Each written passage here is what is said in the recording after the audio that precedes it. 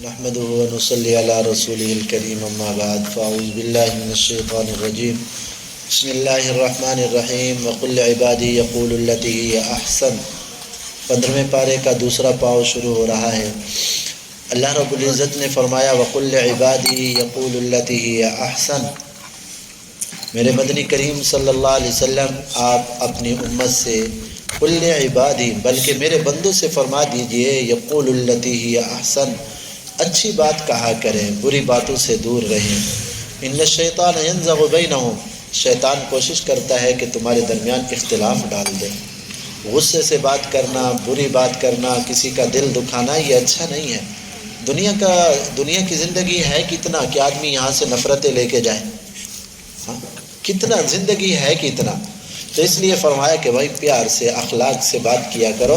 شیطان چاہے گا کہ تمہیں غصہ دلائے، ایک دوسرے سے نفرت دلائے اور تم یہاں سے نقصان اٹھا کے جاؤ، ایسے نہ کیا کرو۔ ربکم اعلم بکم، تم جو کچھ بھی کر رہے ہو تمہارے رب جانتے ہیں۔ ان شاء یرحمکم او ان یشاء یعذبکم، اگر اللہ چاہیں گے تو رحم فرمائیں گے، اگر چاہیں گے تو عذاب دیں گے۔ رحمت کا ذکر اللہ نے پہلے کیا ہے، اللہ کی رحمت غالب رہتی ہے۔ پھر فرمایا اس میں یوم ندعو کل اناس بامامہم، قیامت کے دن ہر قوم کو ہم اس کے امام اور رہبر رہنما کے ساتھ بلائیں گے قیامت کے دن۔ دنیا میں جس کو رہنما بنایا ہوگا، جس کو بڑا بنایا ہوگا دنیا کے اندر، کل قیامت کے دن اللہ تعالیٰ فرمائیں گے چلو بھائی تم اس کے پیچھے چلتے تھے، اس کے ساتھ آؤ۔ تو یہاں ہمارے لیے بڑا سبق ہے کہ ہم کس کو اپنا بڑا بنا کے چل رہے ہیں۔ اگر علماء کو، اللہ والوں کو، نیک لوگوں کے پیچھے دنیا میں چل رہے ہیں نا، تو کل قیامت میں اللہ تعالیٰ ہمیں ان کے ساتھ حشر فرمائیں گے، جو یہ بڑی خوش نصیبی کی بات ہے انسان کے لیے۔ اگر اللہ معاف فرمائے، اللہ نے معاف فرمائے، اللہ کے نافرمان کو اگر ہم نے اپنا بڑا بنایا ہوا ہے، بے دین آدمی کو اپنا بڑا بنایا ہوا ہے، جو اللہ کو ناراض کر رہا ہے اس کو ہم نے اپنا بڑا بنایا ہوا ہے، کل قیامت کے دن اللہ فرمائیں گے جاؤ اس کے ساتھ آؤ تم۔ تو کوئی آدمی ایسے لوگوں کے ساتھ کھڑا ہونا پسند کرے گا اللہ کے نافرمانوں کے ساتھ؟ فرمایا من کان فیہ احادیہ اعمی، دنیا کے اندر جو آدمی اندھا ہوگا نا، دنیا کے اندر جو اندھا ہوگا، اندھے سے مراد یہ نہیں کہ آنکھیں نہیں ہوں گی، مطلب یہ ہے کہ دنیا کے اندر جو اندھا بنا، میرے دین کی طرف نظر اٹھا کر بھی نہ دیکھی، فَهُوَ فِي الْآخِرَةِ أَعْمَى، وہ آخرت میں بھی حقیقتاً اللہ اس کو اندھا کر کے اٹھائے گا۔ اللہ معاف فرمائے، حفظ و امان میں رکھے۔ اور پھر فرمایا اقم الصلاۃ لدلوک الشمس، میرے مدنی کریم نمازیں قائم کرو، جب سورج ڈھلنے لگ جائے نا تو نمازیں قائم کرو۔ اقم الصلاۃ لدلوک الشمس الی غسق اللیل، جب رات کا اندھیرا پھیل جائے نمازیں ادا کرو۔ 4 نمازیں آ جاتی ہے اس میں، اندھیرا پھیلنے تک 4 نمازیں۔ ظہر جب سورج ڈھلتا ہے تو ظہر بھی ہے، عصر بھی ہے، مغرب بھی ہے، پھر عشاء جب بالکل اندھیرا چھا جاتا ہے عشاء کی نماز ہے۔ وقرآن الفجر، اور فجر کی نماز بھی پڑھو، ان قرآن الفجر کان مشہودا، فجر کے وقت اللہ کے فرشتے حاضر ہوا کرتے ہیں، بڑا بابرکت وقت ہوتا ہے۔ خوش نصیب انسان ہے جو صبح کو اٹھ کے سب سے پہلا کام اللہ کے سامنے سربہ سجود ہونا۔ صحیح بات ہے، بڑی خوش نصیب پیشانی ہے جو صبح صبح اللہ کے سامنے جھکتی ہے۔ بڑا بد نصیب انسان ہے کہ جو سارا دن غیروں کے سامنے جھکتا رہتا ہے، اس کی پیشانی اللہ کے سامنے نہیں جھکتی، بڑا بد نصیب انسان ہے وہ۔ فرمایا وَمِنَ اللَّيْلِ فَتَهَجَّدْ بِهِ، اللہ توفیق دے دے تو رات کی تہجد بھی پڑھا کرو۔ نافلۃ لک عسیٰ ان یبعثک ربک مقاما محمودا، اس تہجد کی برکت سے اللہ آپ کو مقام محمود عطا فرمائیں گے۔ آپ صلی اللہ علیہ وسلم کے لیے اللہ نے وعدہ کیا ہے مقام محمود کا۔ اور پھر اللہ رب العزت نے کافروں کے ان سوال کا جواب دیا۔ کافروں نے آپ صلی اللہ علیہ وسلم سے یہودیوں کے کہنے پر 3 سوال کیے۔ روح کیا چیز ہے، اصحاب کہف کون لوگ تھے، اور ذوالقرنین کون تھا؟ تو اللہ تعالیٰ نے ایک سوال کا جواب اسی صورت میں دیا، یسألونک عن الروح، میرے مدنی کریم روح کے بارے میں آپ سے پوچھتے ہیں روح کیا چیز ہے۔ قل الروح من امر ربی، ان سے اتنا کہہ دو کہ روح اللہ کا ایک حکم ہے، ایک امر ہے، تم اس کی حقیقت کو نہیں جان سکتے۔ وما اوتیتم من العلم الا قلیلا، تمہیں جو اللہ نے عقل، شعور اور علم اور فہم دیا ہے وہ بہت تھوڑا ہے۔ روح کو سمجھنے کے لیے بڑی عقل کی ضرورت ہے، وہ تمہیں ملی ہی نہیں ہے۔ تو بس اتنا سا اللہ نے اس کا جواب دیا کہ یہ اللہ کا امر ہے. اللہ کا جب حکم ہوتا ہے روح جسم کے اندر آ جاتی ہے, آدمی زندہ ہو جاتا ہے. اور جب اللہ کا امر ہوتا ہے ڈاکٹر اوپر کھڑے ہوتے ہیں, ساری مشینیں اس کو زندہ رکھنے کے لیے جو ہے نا کام کر رہی ہوتی ہیں, لیکن اللہ کا جب امر آتا ہے پتہ ہی نہیں چلتا, روح غائب چلی گئی یہاں سے. موت انسان کے جسم پہ آتی ہے, موت روح پہ نہیں آتی. جسم کے ساتھ روح کے تعلق کا نام زندگی ہے, اور روح جدا ہو جائے تو اس کا نام موت ہے. پھر کافروں کے مختلف قسم کے اعتراضات. آپ صلی اللہ علیہ وسلم سے کہتے ہم ایمان اس وقت تک لائیں گے حتیٰ تفجر لنا من الارض ينبوعا, مکہ کی زمین بڑی خشک ہے اور پتھریلا علاقہ ہے, کاشتکاری نہیں ہوتی, یہاں نہریں چلا دو, فرشتے آ جائیں, یہ تمہارے لیے باغات ہوں, انگوروں کے اور کھجوروں کے باغات ہوں, ہاں تب ہم ایمان لائیں گے. اب ایسی حالت میں ہم کیسے ہم ایمان نہیں لاتے. بس ان کا ایک اعتراضات تھے, ضد تھا, ورنہ میرے محبوب صلی اللہ علیہ وسلم کی زندگی کا ایک ایک لمحہ آقا کی صداقت کی دلیل تھا, آپ صلی اللہ علیہ وسلم کی سچائی کی دلیل تھا. اور اس کے بعد پھر اللہ رب العزت نے کافروں کے ان اعتراض کا بھی جواب دیا.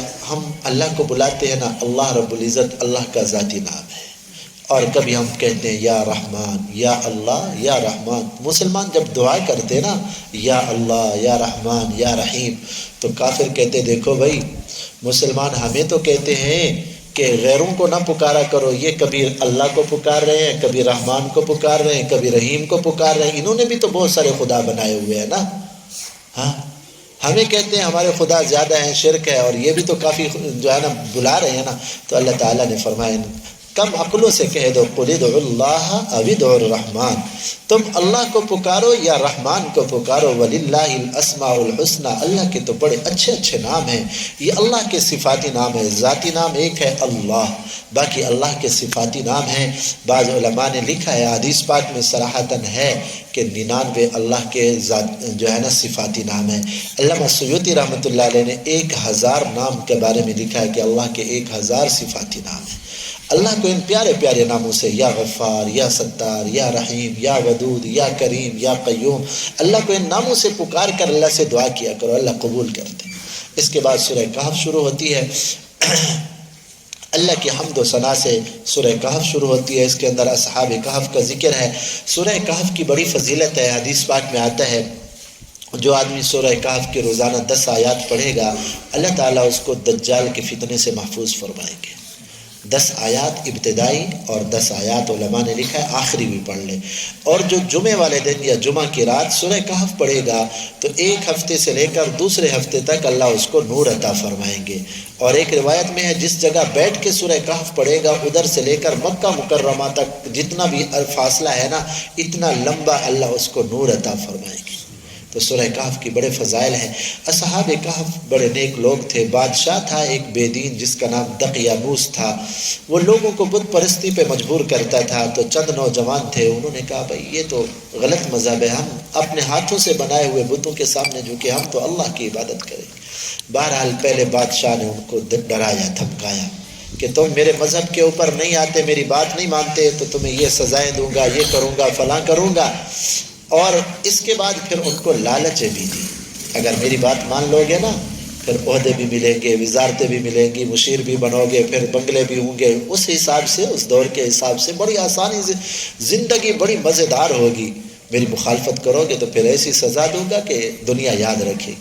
انہوں نے کہا اچھا بادشاہ ہم ذرا سوچ رہے, بعد میں آپ کو جواب دیں گے. وہ رات کو علیحدہ ہوئے اور آپس میں مشورہ کرنے لگے کہ بھائی اگر ہم نے ایک طرف دیکھو ہمارا امتحان ہے, ایک طرف دنیا ہے, دنیا کی زیب و زینت, دنیا کی آرائشیں ہیں, مزے ہیں, اور دوسری طرف ہمارا ایمان کا مسئلہ ہے. ایمان بچاتے ہیں تو تکلیفیں, مصائب, پریشانیاں آتی ہیں, اور اگر ایمان بیچتے ہیں, دنیا لیتے ہیں تو پھر ایمان جاتا ہے. تو کس چیز کو لے؟ انہوں نے کہا دنیا تو فانی ہے, اس پہ لات مارو. اللہ کی عبادت, اللہ کی توحید کے اوپر ہم کسی اور چیز کو ترجیح نہیں دیتے.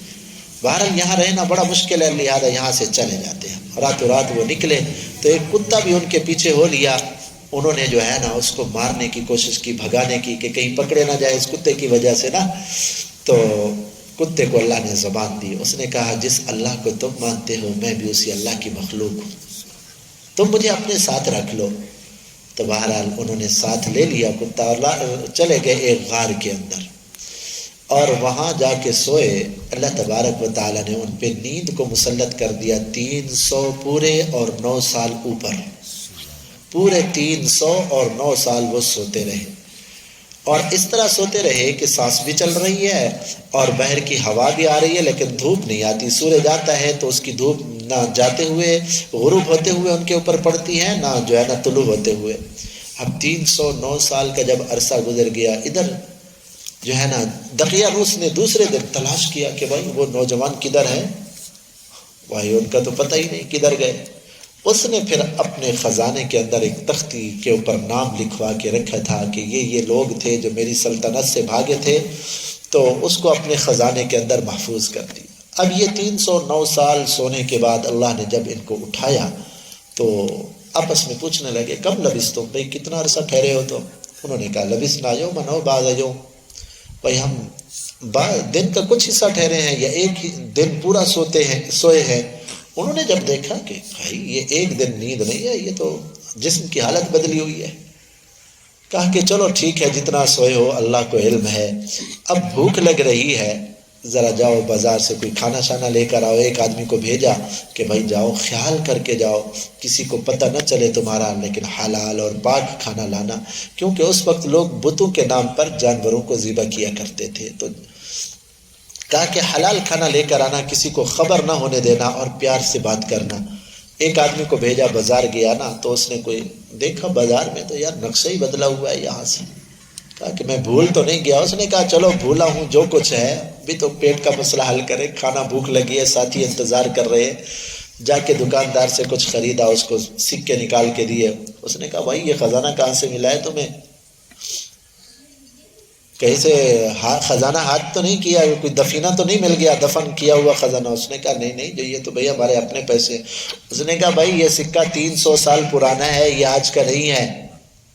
تو بہرحال جب یہ بات کھلی نا تو دوسرے لوگ بھی آ گئے۔ اس نے کہا بھائی بات کھلتے کھلتے پھر پتہ چلا، انہوں نے کہا جی بس یہ تو ہمارے پیسے ہیں، کہیں وہ لوگ تو نہیں ہو۔ بس یہ بات پہنچی تو بادشاہ تک یہ بات پہنچی۔ تو اب اس وقت جو تھا نا، حالات اس وقت بدل چکے تھے، نیک صالح بادشاہ تھا، اور اس وقت عوام کے اندر یہ بات چل رہی تھی کہ اللہ لوگوں کو کیسے زندہ کریں گے جو مر جاتے ہیں۔ تو اب بادشاہ کے پاس جب یہ بات پہنچی تو سارے لوگ آئے اور یہ اصحاب کہف کے پاس پہنچے، ان کی زیارت کی اور ان کو کہا بھائی شہر آ جاؤ، اب ہمارے پاس آ جاؤ، اب تو اللہ والے ہو، اللہ نے تمہیں 309 سال گزر گئے ہیں، تمہیں زندہ کیا ہے۔ اب لوگوں کو یقین ہو گیا، دیکھو جس اللہ نے 309 سال کے بعد ان کو اٹھا دیا ہے، کل قیامت میں اللہ لوگوں کو بھی زندہ کر دیں گے، کوئی اللہ کے لیے مشکل نہیں ہے۔ تو یہ عقیدہ اللہ نے لوگوں کو بتا دیا اور کر کے دکھا دیا، لوگوں کو سمجھ آ گئی بات۔ تو انہوں نے کہا نہیں جی ہم تو اپنی اسی جگہ میں رہتے ہیں۔ بہرحال اندر گئے، اللہ نے پھر موت طاری کر دی۔ یادگار کے طور پر ان کے لیے جو ہے نا ایک مسجد بنا دی گئی۔ تو بہرحال اب یہ جو سوال کا جواب تھا نا، انہوں نے پوچھا تھا مشرکین نے نا کہ روح کیا چیز ہے، اصحاب کہف کون ہے؟ تو میرے محبوب صلی اللہ علیہ وسلم نے فرمایا میں کل بتاؤں گا، انشاءاللہ کہنا بھول گئے تھے۔ تو 19 دن تک وہی نہیں آئی، کافر روزانہ تنگ کر رہے ہیں اور مذاق اڑا رہے ہیں معاذ اللہ۔ اللہ تعالیٰ نے 19 دن کے بعد پھر وہی نازل فرمائی، میرے مدنی کریم وَلَا تَقُولَنَّ لِشَيْءٍ إِنِّي فَاعِلٌ ذَلِكَ غَدًا، جو کام کرنا ہو نا تو یوں نہ فرمایا کریں کہ کل کروں گا میں، ہاں یوں فرمایا کریں انشاءاللہ میں یہ کام کل کروں گا۔ اپنی ارادے کے اوپر کام کو نہ چھوڑا کرے کہ میں کروں گا، انسان تو کمزور ہے، انسان کیا کر سکتا ہے؟ کچھ بھی نہیں کر سکتا۔ ہاں یوں فرمایا کریں اگر میرے اللہ نے چاہا تو یہ کام کل کریں گے، یعنی ہر کام کو اللہ کی مشیت کے ساتھ معلق کیا کرے، اپنی ارادے کے اوپر بھروسہ نہ کیا کرے۔ اور پھر اللہ رب العزت نے اس کے بعد 2 آدمیوں کا تذکرہ کیا، ایک نیک صالح آدمی تھا، ایک جو ہے نا اللہ کا نافرمان تھا۔ اللہ نے دونوں کو مال دیا تھا، تو جو مال بے نافرمان تھا نا اس نے کہا دیکھو جی اللہ نے مجھے کتنا عزت دی ہے، اور مال بھی ہے، اولاد بھی ہے، عزت بھی ہے، سب کچھ ہے دنیا کے اندر، اگر مجھے یہ ملا ہے نا، پہلے تو آخرت ہے ہی نہیں۔ اس نے کہا پہلے آخرت ہے ہی نہیں، اگر آخرت ہوئی بھی صحیح، جیسے دنیا میں میرے مزے ہیں آخرت میں بھی ایسے ہوں گے۔ تو نیک آدمی نے کہا بھائی اپنے اس مال پہ اتراؤ نہیں، یہ تو ایک آزمائش کے لمحات ہے، کبھی اللہ دے کے آزماتے ہیں، کبھی اللہ لے کے آزماتے ہیں۔ کہیں ایسا نہ ہو کہ دنیا کے اندر عذاب آ جائے، تو آخرت کے خواب دیکھ رہا ہے نہ کہ آخرت میں بھی ملے گا، کہیں ایسا نہ ہو کہ تمہارا یہ دنیا میں بھی اللہ تمہیں چھین لے سب کچھ۔ بہرحال ہوا یہی کہ اس کے باغات کے اوپر، اس کے مال کے اوپر آفت آئی، سارے کا سارا تباہ ہو گیا، اور پھر حسرت اور افسوس کرنے لگا۔ پھر اللہ رب العزت نے اس کے بعد حضرت خضر اور موسیٰ علیہ السلام کا واقعہ بیان کیا۔ ایک مرتبہ حضرت موسیٰ علیہ السلام واعظ و نصیحت کر رہے تھے، پیغمبر کی زبان مبارک ہو تو کیا دل پہ اثرات ہوں گے، ہاں باقی جس نے نہ کھائی اس کو کیا پتہ کیا لذت ہے، ہم کیا سمجھے کہ پیغمبر کی مبارک زبان سے نکلنے والے الفاظ کی کیا تاثیر ہوتی۔ یہ تو ان لوگوں کو پتہ ہے جنہوں نے آقا کی اور جنہوں نے اللہ کے انبیاء کی باتوں کو سنا تھا، ایسا دل کے اوپر اثر ہوا کہ پھر زندہ رہنا اللہ کے لیے ان کا بن گیا، پھر اپنی خواہشات بھول گئے وہ لوگ۔ بہرحال حضرت موسیٰ علیہ السلام واعظ و نصیحت کر رہے ہیں، کسی نے پوچھا حضرت ایسے علم اور ایسی باتیں پر اثر آپ بیان فرما رہے ہیں، واعظ آپ سے بڑا عالم کوئی ہے؟ حضرت موسیٰ علیہ السلام کیونکہ اللہ کے نبی تھے اور صاحب کتاب نبی تھے، اس وقت دنیا کے اندر اس علاقے میں صاحب کتاب اور کوئی نبی نہیں تھا، تو صاحب کتاب نبی کا علم سب سے زیادہ ہوتا ہے عوام کے اندر، مخلوق کے اندر۔ لیکن حضرت موسیٰ علیہ السلام سے وہی تھوڑی سی خطا ہوئی، کہا کہ مجھ سے بڑا عالم کوئی نہیں ہے۔ تو بڑے لوگوں کی ایک ایک بات کے اوپر جو ہے نا نظر ہوتی ہے، تو اللہ کے پیغمبر ہیں نا، تو اللہ تعالیٰ بتلانا چاہتے ہیں بھائی ایسی عام بات نہ کیا کرو، بلکہ ہر بات اللہ کی مشیت کے ساتھ کہا کریں۔ تو اللہ تبارک و تعالیٰ نے حضرت موسیٰ علیہ السلام سے فرمایا کہ میرے کلیم، دنیا کے اندر ایک آدمی اور بھی ہے ہمارا بندہ جو آپ سے زیادہ علم رکھتا ہے۔ آپ تو کہتے ہیں نا مجھ سے بڑا کوئی نہیں ہے، ہاں وفوق کل ذی علم علیم، ہر علم والے سے بڑا علم والا بھی ہوتا ہے۔ انہوں نے عرض کیا اللہ اگر مجھ سے زیادہ علم والا ہے تو میری ملاقات اس سے کرا دیجئے، مہربانی کیے مجھے اس کا پتہ بتائیے، میں اس سے جا کے ملوں گا، علم حاصل کروں گا۔ دیکھو صاحب کتاب پیغمبر ہیں، جب پتہ چل رہا ہے نا کہ مجھ سے بڑا علم والا ہے تو علم حاصل کرنے کے لیے کتنا جو ہے ہمت کر رہے ہیں۔ فرمایا کہ لا ابرح حتی ابلغ، اللہ تعالیٰ نے فرمایا کہ بھائی وہ ملے گا جہاں دو دریا آپس میں ایسے مل رہے ہیں نا، تمہیں ادھر ملے گا۔ تو انہوں نے کہا اپنے نوکر کو لیا یوشع بن نون کو کہ چلو ہم ان سے علم حاصل کرنے کے لیے جاتے ہیں، اگر ایک زمانہ تک ہمیں سفر کرنا پڑا تو سفر کریں گے، علم حاصل کر کے آئیں گے۔ آج اللہ نے ہمیں در کے اوپر علم دیا ہے لیکن قدر نہیں ہے، علم والے ہمارے در کے اوپر آتے ہیں، ہمیں قدر نہیں ہوتی۔ پیغمبر کو دیکھو کتنا مشکلات کا سفر طے کر رہے ہیں، چلتے رہے چلتے رہے چلتے رہے۔ اللہ تعالیٰ نے فرمایا کہ ایک مچھلی لے لو، جہاں مچھلی بھنی ہوئی مچھلی، مری ہوئی بھنی ہوئی مچھلی زندہ ہو جائے نا، وہاں وہ آدمی ملے گا۔ تو ایک تھیلے کے اندر مچھلی لی اور چل پڑے، چلتے چلتے چلتے ایک جگہ پہ سوئے، صبح کا ٹائم تھا، تو حضرت موسیٰ علیہ السلام آرام کر رہے ہیں اور یوشع بن نون بیٹھے ہیں، تو مچھلی تھیلے کے اندر زندہ ہوئی اور پھڑپھڑاتی ہوئی سمندر کے اندر چلی گئی۔ کنارے کنارے سفر کر رہے تھے نا، تو جو ہی مچھلی چلی گئی نا تو ایسے سرنگ بنتی گئی، پانی ہٹتا گیا۔ تو یوشع بن نون یہ منظر دیکھ رہے تھے نا، بڑے حیران ہو رہے تھے۔ جب حضرت موسیٰ علیہ السلام اٹھے نا تو حضرت موسیٰ علیہ السلام کے ذہن پہ تو وہی بات تھی، بھئی ہم نے سفر کرنا ہے۔ ان سے کہا چلو چلو بھائی کافی دیر ہو گئی، ادھر ہم لیٹے ہوئے ہیں، سفر ہمارا جو ہے نا وہ کھوٹی ہو رہا ہے، چلو آگے چلو۔ انہوں نے جلدی سے اٹھے اور چل دیے۔ سفر کرتے کرتے ایک دن مسلسل سفر کرتے رہے، پھر فرمایا کہ بھائی آتنا غداءنا، وہ کھانا لاؤ، سارا دن سفر کرتے کرتے تھک گئے ہیں۔ اس نے کہا صحیح وہ کھانا تو ہمارا، وہ مچھلی تو ادھر جہاں سوئے تھے نا صبح ادھر پڑی ہوئی تھی، وہ تو سرنگ بنا کے چلی گئی دریا کے اندر، میں نے بتانا بھول گیا اور شیطان نے مجھے بھلا دیا۔ انہوں نے فرمایا اللہ کا بندہ اسی جگہ تو ہم نے جانا تھا۔ واپس قدموں کے نشانات میں دیکھا وہ سرنگ ویسے کھڑی ہے، موسیٰ علیہ السلام چلے گئے، اس کے اندر راستہ بنا ہوا تھا۔ چلتے چلتے اندر جب کافی گئے نا، دیکھا ایک آدمی سویا ہوا ہے اور چادر لپیٹے ہوئے ہے پورے جسم کے اوپر۔ حضرت موسیٰ علیہ السلام نے جا کے سلام کیا، السلام علیکم۔ اس نے کہا وعلیکم السلام بینا بیرض السلام، وعلیکم السلام، ادھر سلام کون آ گیا سلام کرنے؟ تو حضرت موسیٰ علیہ السلام نے عرض کیا جی میں موسیٰ۔ انہوں نے کہا وہ موسیٰ جو بنی اسرائیل کے پیغمبر ہیں نا؟ انہوں نے کہا ہاں میں وہی ہوں۔ اچھا پھر سلام دعائی، بھئی آپ تشریف کیسے لائے ادھر؟ حضرت موسیٰ علیہ السلام نے عرض کیا حضرت میں آپ کے پاس آیا ہوں تاکہ آپ کے پاس رہ کر میں علم حاصل کروں، اللہ نے جو آپ کو علم دیا آپ مجھے بھی سکھائیں۔ فرمایا کہ بھائی ایک علم اللہ نے تمہیں دیا وہ علم مجھے نہیں ہے، اور ایک مجھے علم دیا ہے اللہ نے وہ آپ کو نہیں ہے، میرے ساتھ رہ کر آپ صبر نہیں کر سکو گے۔ نے کہا جی انشاءاللہ ستجدونی انشاءاللہ صابرا، اگر اللہ نے چاہا تو مجھے آپ صبر کرنے والا پائیں گے، مجھے اپنے ساتھ رکھ لیں۔ انہوں نے فرمایا اچھا بھی اگر میرے ساتھ رہنا ہے تو میری شرط ہے میں جو کچھ کام کروں مجھ سے پوچھنا نہیں ہے۔ تو انہوں نے کہا جی بالکل آسان سی شرط ہے، نہیں پوچھوں گا بس نہیں بولوں گا۔ ٹھیک ہے جی، چل پڑے۔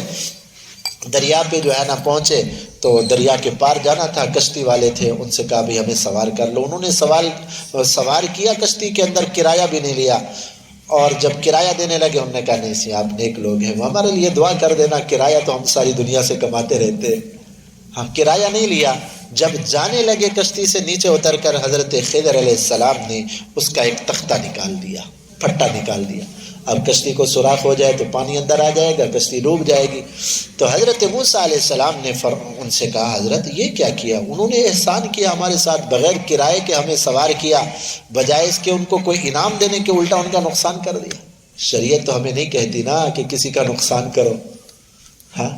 حضرت موسیٰ علیہ السلام شریعت کے جاننے والے تھے، شریعت کے بارے میں جب کوئی مسئلہ شریعت کے خلاف ہو پیغمبر خاموش نہیں رہ سکتے، خاموش نہیں رہ سکتے، ان کا فرض منصبی ہوتا ہے بتانا۔ تو حضرت خضر علیہ السلام نے صرف اتنا کہا حضرت میں نے کہا نہیں تھا کہ میرے ساتھ رہ کر صبر نہیں کر سکو گے۔ انہوں نے کہا صحیح یہ تو بھول ہو گئی، مہربانی اب مجھے یہ تو معافی دے دے، آئندہ میں نہیں بولوں گا۔ آگے چلے، بچے کھیل رہے تھے، چھوٹے چھوٹے معصوم سے بچے۔ حضرت خضر علیہ السلام نے ایک بچے کو اٹھا کے زور سے مارا، دیوار کے ساتھ اس کو قتل کر دیا۔ بعض علماء نے یہ بھی لکھا ہے کہ اس کی گردن کو پکڑ کے مروڑا اور گردن جو ہے نا توڑ کے رکھ دی، اس کی بچہ مر گیا۔ یہ پہلے سے بھی زیادہ بھاری کام تھا۔ حضرت موسیٰ علیہ السلام فوراً بول اٹھے، فرمانے لگے اقتلت نفسا زکیہ، حضرت یہ کیا کیا؟ ایک معصوم بے گناہ بچے کو آپ نے قتل کر دیا، یہ تو بہت برا کام کیا۔ 16واں پارہ شروع ہو رہا ہے، قال الم اقل لک انک لن تستطیع معی صبرا۔ انہوں نے جواب نہیں دیا، انہوں نے کہا بھائی میں نے نہیں کہا تھا میرے ساتھ رہ کر صبر نہیں کر سکو گے۔ نے کہا صحیح، اب یہ آخری باری مجھے معافی دے دیں، اب نہیں بولوں گا، اگر بولا تو پھر مجھے اپنے ساتھ نہ رکھنا۔ آگے گئے تو بستی کے اندر چلتے چلتے بھوک لگی، بستی والوں سے کہا بھائی کھانا تو دے دو۔ انہوں نے کہا چلو چلو ہم نے تمہارے لیے تھوڑا بنایا ہوا ہے، کوئی کھانا شانا نہیں ہے، جاؤ ادھر سے۔ کھانا نہیں دیا ان کو، بستی سے باہر جانے لگے، دیکھا ایک دیوار گرنے والی تھی۔ حضرت خضر علیہ السلام نے ایسے ہاتھ سے اشارہ کیا تو دیوار کو سیدھا کر دیا اور دیوار سیدھی ہو گئی۔ حضرت موسیٰ علیہ السلام نے ان سے کہا حضرت ایک تو بستی والوں نے ہمیں کھانا نہیں دیا اور مفت میں آپ ان کی دیواریں ٹھیک کر رہے، اگر دیوار ٹھیک کرنا ہی تھا نا تو کم از کم ان سے کہتے بھی ہم تمہاری دیوار بناتے، کھانا دینا ہمیں مزدوری دینا، آپ بھی عجیب آدمی ہیں کہ مفت میں دیواریں ان کی ٹھیک کر رہے۔ انہوں نے کہا بھئی میں نے کہا نہیں تھا کہ میرے ساتھ رہ کر صبر نہیں کر سکو گے۔ اب یہ جو 3 واقعات ہیں ان کی تعویل سنو۔ فرمایا کہ وہ جو کشتی تھی نا، وہ کشتی مسکین لوگوں کی تھی۔ اما السفینۃ فکانت لمساکین، مسکین لوگ تھے، کشتی ان کی تھی، غریب لوگ تھے، وہ لوگوں کو سوار کرتے تھے، رات کو شام کو گزر اوقات جو کچھ ہوتا بچوں کا پیٹ پالتے تھے۔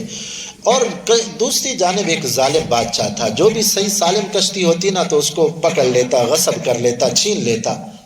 تو میں نے اس کو عیب دار کر دیا تاکہ بادشاہ دیکھے تو بھائی یہ تو عیب والی کشتی ہے، یہ تو عیب والی کشتی ہے۔ بعض علماء نے یہ لکھا کہ پھٹا نکال کر حضرت خضر علیہ السلام نے وہاں شیشہ لگا دیا، تو پتہ ایسے چل رہا تھا کہ بھی پھٹا نکلا ہوا نیچے سے پانی آ رہا ہے بس۔ تو بھائی پھٹا لگانا کوئی دیر نہیں ہے۔ فرمایا کہ میں نے عیب دار کر دیا تاکہ ظالم بادشاہ کے ہاتھ سے بچ جائے، ان کو پھٹا لگانے کی کیا ضرورت جو ہے نا تکلیف ہوگی، کوئی بھی دیر نہیں ہوگی، یہ اس لیے میں نے جو ہے نا پھٹا نکالا تھا۔ باقی یہ جو بچہ تھا نا جس کو میں نے قتل کیا تھا، یہ بچہ بڑے ہو کے کافر ہوتا اور ماں باپ کے بے دین ہونے کا سبب ہوتا، ماں باپ اس کی محبت کی وجہ سے شاید بے دین ہو جاتے، تو اس کا بھی نقصان ان کا بھی نقصان۔ اب میں نے اس کو قتل کر دیا تاکہ یہ بچپنے میں گناہ کی عمر کوئی نہ پہنچے، معصوم بچے مر جاتے ہیں تو جنت میں جائیں گے نا، تو یہ گناہ کی عمر کوئی نہ پہنچے اور والدین بھی اس سے فتنے سے محفوظ ہو جائیں، اللہ ان کو اور بچے عطا فرمائیں گے۔ اور تیسرا جو دیوار بنائی تھی نا، ہمیں جو کھانا نہیں دیا تھا وہ تو بستی والوں نے نہیں دیا تھا، یہ تو ان کے اخلاق تھے، لیکن یہ جو دیوار تھی یتیم بچوں کی تھی، اور اس دیوار کے نیچے خزانہ دفن تھا۔ ان کے باپ جو ہے نا خزانہ دفن کر کے گئے تھے، اگر یہ دیوار گر جاتی تو خزانہ زہر ہو جاتا، بستی والے قبضہ کر لیتے، یتیموں کے مال پہ نقصان ہو جاتا۔ تو ہمیں کھانا نہیں دیا بستی والوں نے، اور ہم نے یتیموں کا جو ہے نا یہ دیوار ان کی تھی ہم نے بنائی ہے۔ لیکن موسیٰ علیہ السلام وما فعلتہ عن امری، کوئی کام بھی میں نے اپنی مرضی سے نہیں کیا، یہ اللہ کا حکم تھا۔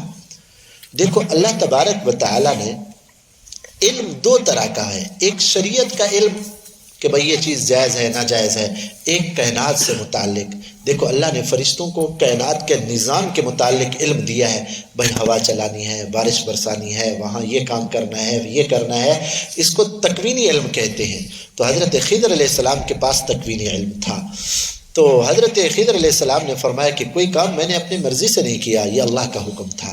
آپ صلی اللہ علیہ وسلم نے فرمایا اللہ تعالیٰ رحم کرے حضرت موسیٰ علیہ السلام پہ، کاش صبر کرتے، کچھ اور واقعات بھی عجیب عجیب ہمیں معلوم ہوتے۔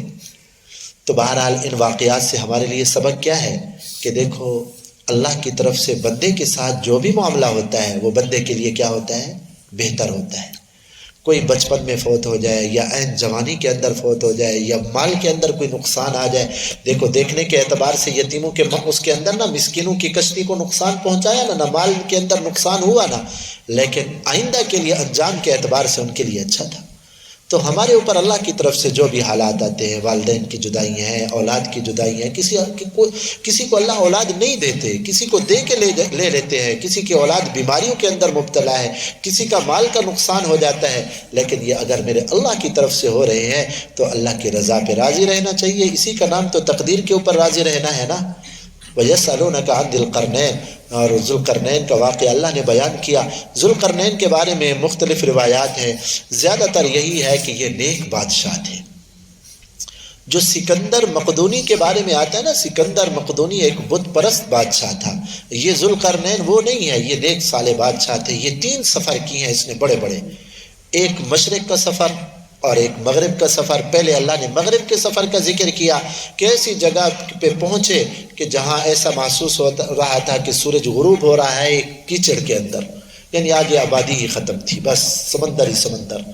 اور قلنا یا ذا القرنین، وہاں دیکھا لوگ بے دین ہیں، تو اللہ تعالیٰ نے فرمایا ذوالقرنین یہ نافرمان ہے، اگر چاہے کہ ان کو حسن اخلاق سے دین کی دعوت دو، چاہے تو ان کو عذاب دو۔ تو انہوں نے دعوت دی، اللہ کی توحید کی، اور اس کے بعد پھر مشرق کا سفر کیا اور وہاں بھی ایک قوم کو پایا، اور پھر ایک شمال کا سفر کیا، تیسرا سفر شمال کی طرف، اور وہاں پہاڑوں میں پہنچے تو وہاں لوگ کہنے لگے ان یاجوج و ماجوج مفسدون، حضرت یاجوج ماجوج فسادی قوم ہے، آ کے فساد کرتے ہیں، ہمیں نقصان پہنچاتے ہیں، ہمارے لیے کوئی ایسا طریقہ بتائیں کہ ہم ان کے شر سے محفوظ ہو جائیں۔ تو حضرت ذوالقرنین نے کہا کہ بھائی اللہ نے مجھے اسباب بہت سارا دیا ہے، تم مجھے لوگ دو اور کام کرنے والے مزدور دو۔ تو انہوں نے لوہے کو گرم کیا، سیسے کو گرم کر کے ایک بہت بڑی دیوار بنا دی۔ فرمایا کہ اب انشاءاللہ نہیں آ سکیں گے، لیکن جب اللہ چاہیں گے جعلہ دکا، اس دیوار کو اللہ تعالیٰ ختم کر دیں گے، اور پھر یاجوج ماجوج ایسے نکلیں گے، اللہ تعالیٰ نے فرمایا ایسے جیسے دریا موجے مارتا ہے۔ یاجوج ماجوج کی تعداد وہ عام انسان ہے ہماری طرح۔ بعض لوگ ان کے بارے میں بڑی عجیب کہانیاں بتاتے ہیں، بھئی یاجوج ماجوج اتنا چھوٹے چھوٹے قد والے ہیں نا، جیسے چونٹیوں کا قد۔ یہ غلط بات ہے، عام انسان ہے ایسے جیسے ہم انسان ہیں، ان کے قد بھی اتنا ہے۔ ہاں اتنی بات ہے کہ وہ شریر قوم ہے، فسادی قوم ہے، بے دین لوگ ہیں، کافر ہیں، اور ان کی تعداد اتنا ہے۔ حدیث پاک میں آتے اللہ تعالیٰ قیامت کے دن حضرت آدم علیہ السلام سے فرمائیں گے آدم علیہ السلام اٹھو، جہنم کا حصہ مقرر کرو لوگوں سے، یعنی لوگوں سے جہنمی لوگ نکال کر ان کو جہنم میں ڈالو۔ حضرت آدم علیہ السلام عرض کریں گے اللہ کتنی لوگ جہنم میں ڈالوں؟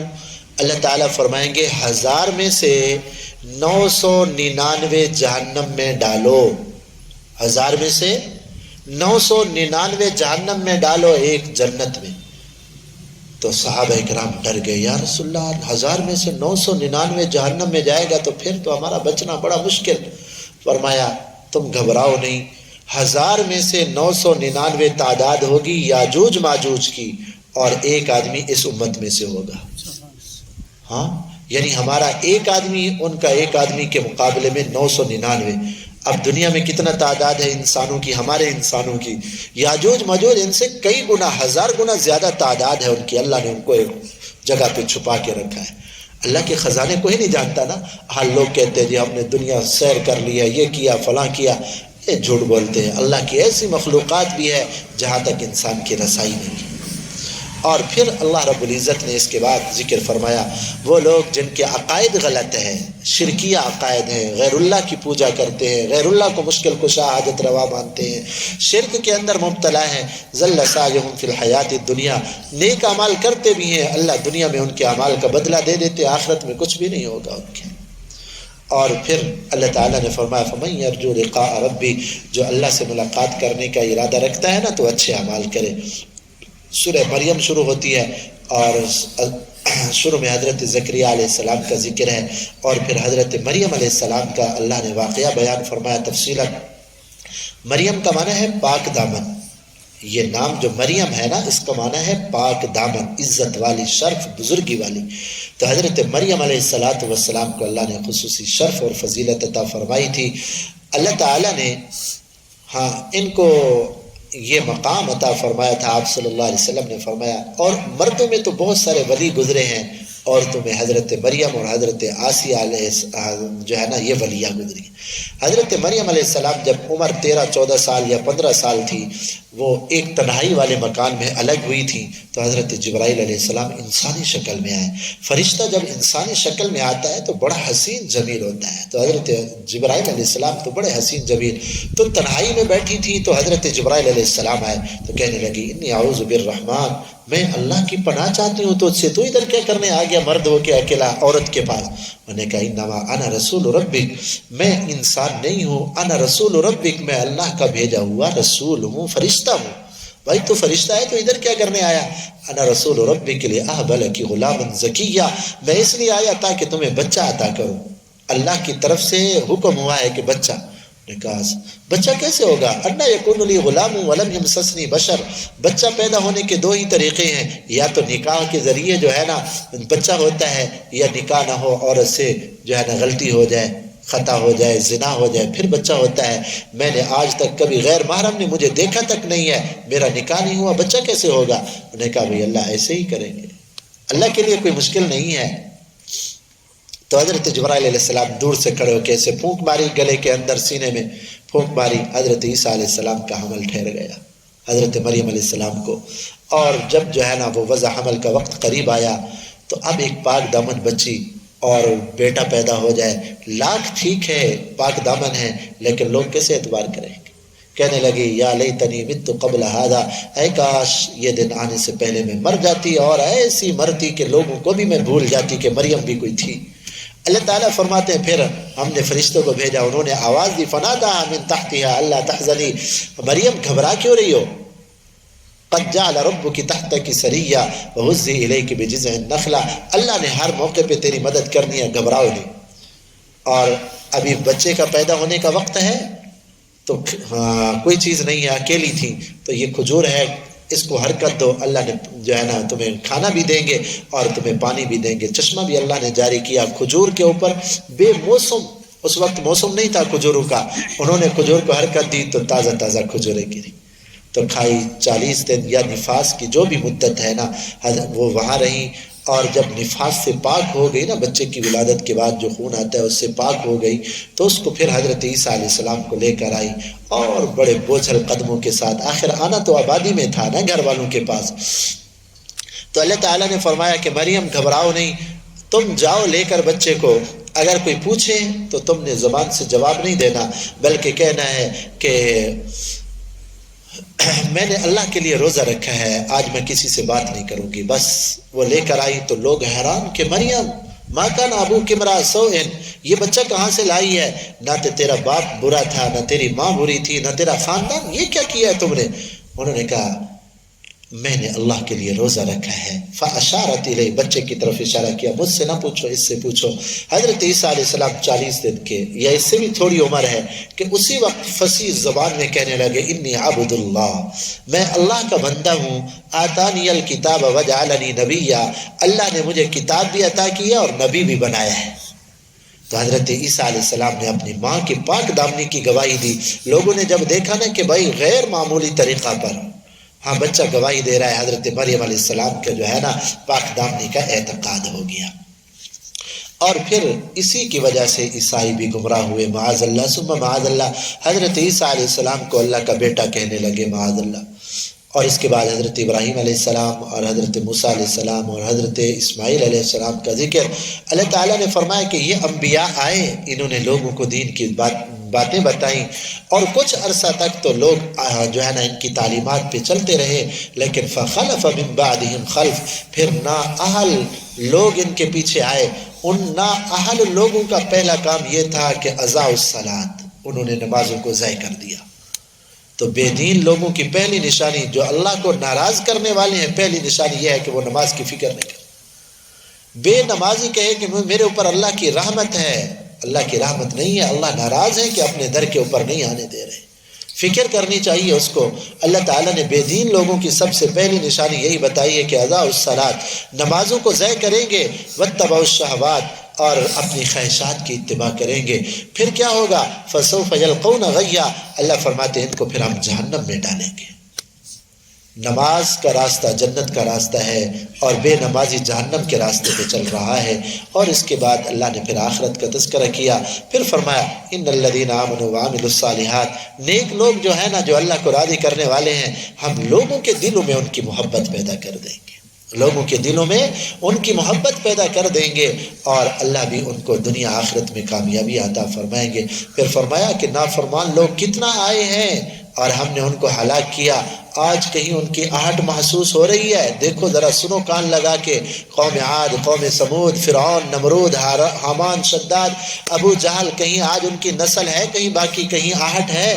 جو اللہ کے نافرمان ہیں، اللہ ان کو ایسا مٹا کے رکھتے ہیں کہ صفحہ ہستی سے مٹ جاتے ہیں، نام و نشان ختم ہو جاتے ہیں. 16واں پارے کا آدھا ختم ہوتا ہے، سورہ مریم بھی ختم ہو گئی ہے. اللہ تعالی ہمیں ہدایات پہ عمل کرنے کی توفیق عطا فرمائے.